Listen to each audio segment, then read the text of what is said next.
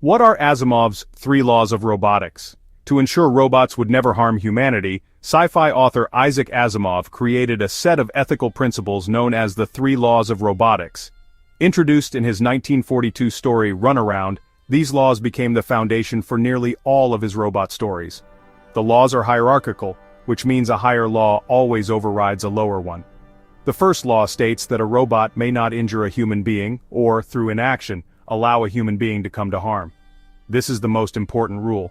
Human safety is the absolute priority. Second, the second law states that a robot must obey the orders given to it by human beings, except where such orders would conflict with the first law. Obedience comes in second. Finally, the third law states that a robot must protect its own existence, as long as such protection does not conflict with the first or second law. Self-preservation is the lowest priority. But in later novels, Asimov realized these laws had flaws and could lead to logical conflicts.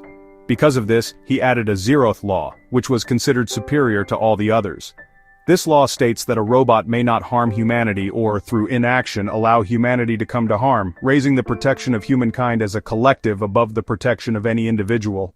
Although they are a science fiction invention, Asimov's laws have had a profound impact on real-world thinking about robotics.